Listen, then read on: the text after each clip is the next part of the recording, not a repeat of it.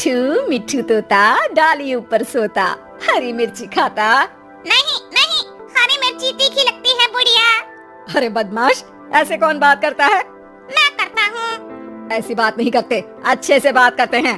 ठीक है, पर मैं तुमसे बात नहीं करूँगा। क्यों? तुमने कहा ना अच्छे से बात करते हैं, लेकिन तुम तो बहुत बुरी हो बुढ़िया। अरे मैंने तेरा क्या बिगाड़ा है रे मिट्ठू? कल ही पड़ोसी की छत पे सूख रही दाल ले आई थी तुम। सावन का महीना पवन करे शोर, दाल उठा के ले आई बुढ़िया कैसी चोर। अरे अरे मिट्ठू चक्रवर्ती, इतने जोर से मत बोल, सब सुन लेंगे। मेरी एक शर्त है। अबे तोते कहीं के, चल बोल। एक तो मुझे देख के कोई सीटी नहीं मारेगा, मुझे पसंद नहीं है। दूसरा, मैं घर में रहूंगा, पिंजरे में नहीं। हाँ चल मान लूंगी, पर कहीं उड़ मत जाना। पागल हूँ क्या? यहाँ पोपट को फोकट में खाना मिलता है, तुम मेरी शर्त मानती हो? अरे जंगल में दंगल करने क्यों जाऊंगा, जब इधर ही मंगल हो रहा हो तो। तू तो बहुत चतुर है रे। सीखो कुछ मुझसे। अरे ज्यादा चोंच मत चला, ले पिंजरे से बाहर आ जा। और जोर से मत बोलना चोरी के बारे में, बाबूजी सुन लेंगे तो लड़ाई हो जाएगी घर में। तू चाहता है कि घर में लड़ाई हो? हाँ चाहता हूँ, चाहता हूँ, चाहता हूँ। लड़ो लड़ो लड़ो, बहुत मजा आएगा। लड़ते हुए लोग, बेवकूफ लोग मुझे अच्छे लगते हैं। अरे राम राम राम, कैसा मिट्ठू है रे तू? बुढ़िया बुढ़िया रोटी चोरी करती खोटी, राम राम करती पर उल्टे काम करती। ए मिट्ठू, अंदर कर दूंगी। बाहर निकल के जुबान फड़फड़ाएगा तो पिंजरे में पंख फड़फड़ाने पड़ेंगे, समझे? माफी चाहता हूँ बुढ़िया, माफ कर दो। और ये बुढ़िया बुढ़िया मत बोला कर मुझे। हाँ शीला, बहुत जवान है ना तू। कल ही तो घुटने में दर्द था। वैसे एक बात बता, जब तेरा सर दर्द होता है तो तू बाम घुटने में लगाती है क्या? क्यों हुए? ऐसा क्यों पूछ रहा है? क्योंकि तेरा सर तेरे घुटने में है ना बुढ़िया। तभी वहाँ बाबूजी आ जाते हैं। अरे क्यों रे मिट्ठू चक्रवर्ती, तू पिंजरे के बाहर? जमानत हो गई मेरी। अरे वाह रे वाह, चल अच्छा है, बाहर ही रहना पर उड़ना मत। अरे फिक्र नॉट, तुम जैसे धर्मात्मा आदमी को छोड़ के कहीं नहीं जाऊंगा। अरे चापलूसी मत कर, भजन कर। नहीं नहीं नहीं, पहले भोजन करूंगा। मिट्ठू खाने लगता है। सतीश को देखने लड़की वाले आ रहे हैं परसों। अरे इतनी जल्दी? मुझे बहुत सारे काम करने पड़ेंगे। ऐसा क्या करना है? अरे दहेज की लिस्ट भी तो बनानी है। कार लूंगी, 10 लाख नगद लूंगी, जेवर, LCD, TV, double door fridge, सोफे, फर्नीचर। अरे तुमको पता है ना दहेज लेना पाप है। एक बार पाप करके अगर जिंदगी भर का ऐशो आराम मिले तो ऐसे पाप अच्छे ही होते हैं जी। मुझे तो शर्म आती है तुम्हें अपनी पत्नी कहते हुए। अरे ठीक है ना, तो पत्नी की जगह वाइफ बोल दिया करो। अरे मैं तुमको अपनी धर्म पत्नी मानता था, पर तुम तो बेशर्म पत्नी निकली। अरे मिट्टू चुप हो जा, मेरे सामने से चली जाओ। अरे आपके पीछे खड़ी हो जाऊंगी तो बोलेंगे कि पीठ पीछे बातें करती है। वाह बुढ़िया वाह, बढ़िया जोक, ठोको ताली। मिट्टू चुप। देखिए जी, मैं तो दहेज भी लूंगी और बहू से काम भी करवाऊंगी। रोक सकूं तो रोक लूं, रोकना ही नहीं चाहता। चली जाओ यहाँ से। वाह वाह बुड्ढे, बढ़िया जोक, लेकिन उतना मजा नहीं आया, एक और सुनाओ। मिट्टू चुप हो जाओ। माँ वहाँ से चली जाती है। शाम को घर वाले महाभारत देख रहे हैं। मिट्टू, ये धर्मराज युधिष्ठिर हैं, झूठ नहीं बोलते थे, हमेशा सच बोलते थे। तू भी ना हमेशा सच बोला कर। सच बोलने से क्या होगा? अरे पुण्य मिलेगा, स्वर्ग मिलेगा। अरे तुमसे क्या मिलेगा? अभी की बात करना बुड्ढे। तू है तो तोता, लेकिन शायद तुझे किसी लोमड़ी ने पाला है। छी छी यार, अपनी पत्नी को लोमड़ी बोल रहे हो? अरे मैं तब की बात कर रहा हूँ जब तू जंगल में रहता था। नहीं नहीं, उसी को बोल रहे थे। रुको, अभी लड़ाई करवाता हूँ, अभी करवाता हूँ। अरे ओ तोते, अच्छा ये ले, ये टॉफी ले ले और अच्छी और सच्ची बात किया कर। रोज टॉफी मिलेगी, ठीक है? पक्का? हाँ हाँ पक्का। 2 दिन बाद घर पे सतीश को देखने लड़की वाले आते हैं। हाँ जी, कितने लोग हैं घर में? मैं, सतीश और सतीश के बाबूजी।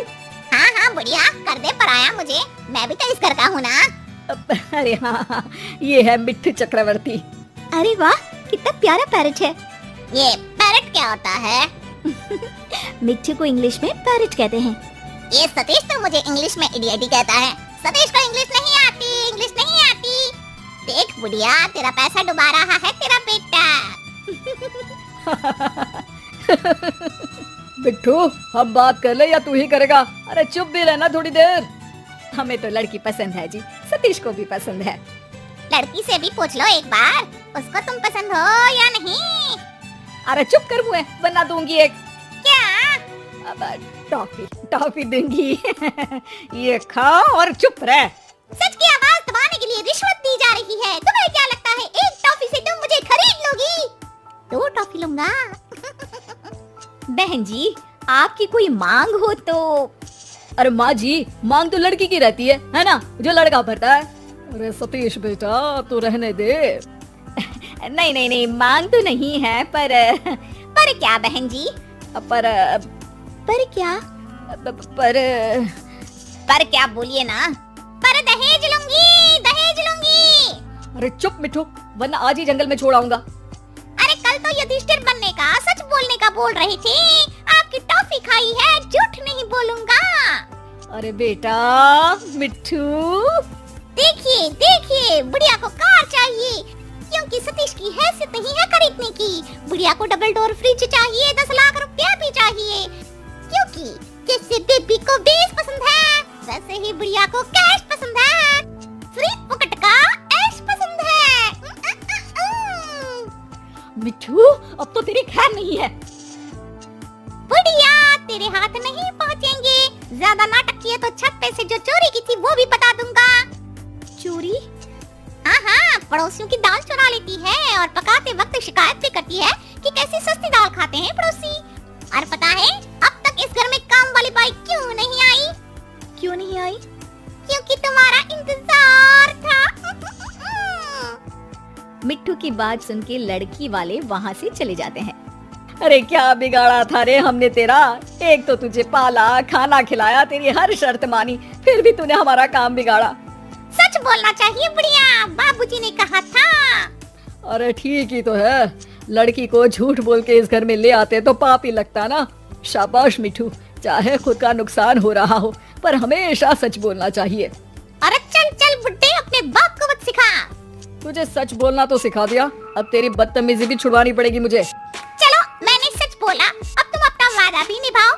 टॉफी कहाँ है मेरी? बाबूजी मिट्टू को टॉफी देते हैं।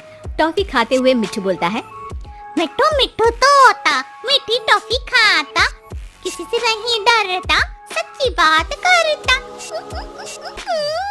पुरानी बात है, एक जंगल में 2 पक्के दोस्त रहते थे। एक था गीदड़ और दूसरा था ऊंट। गीदड़ काफी चालाक था और ऊंट सीधा सा। ये दोनों दोस्त घंटों नदी के पास बैठकर अपना सुख दुख बांटते थे। दिन गुजरते गए और उनकी दोस्ती गहरी होती गई।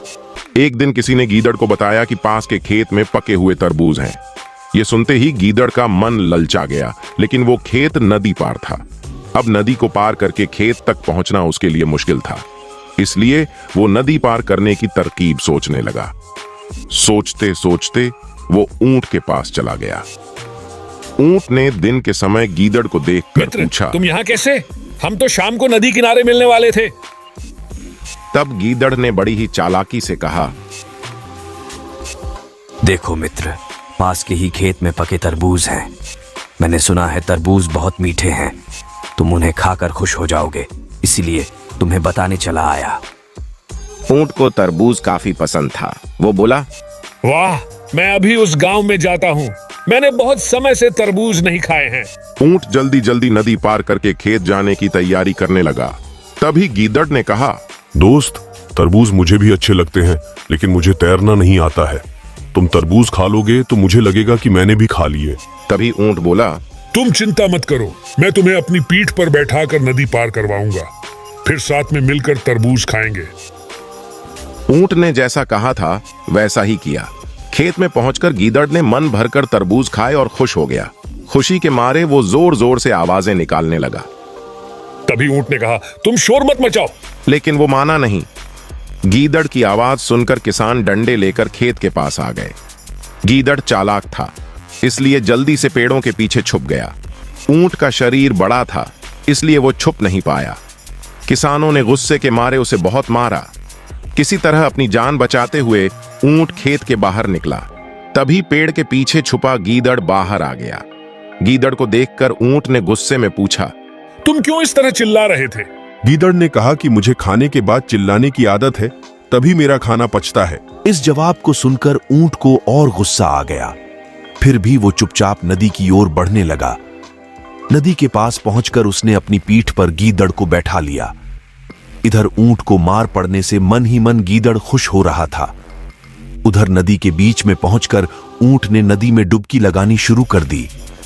गीदड़ डर गया और बोलने लगा, ये क्या कर रहे हो? तो ऊंट ने कहा, मुझे कुछ खाने के बाद उसे हजम करने के लिए नदी में डुबकी मारनी पड़ती है। गीदड़ को समझ आ गया कि ऊंट उसके की का बदला ले रहा है। बहुत मुश्किल से गीदड़ पानी से अपनी जान बचाकर नदी किनारे पहुंचा। उस दिन के बाद से गीदड़ ने कभी भी ऊंट को परेशान करने की हिम्मत नहीं की। तो इस कहानी से ऊंट और गीदड़ की कहानी से यह सीख मिलती है कि चालाकी नहीं करनी चाहिए। अपनी करनी खुद पर भारी पड़ जाती है। जो जैसा करता है उसे वैसा ही भरना होता है।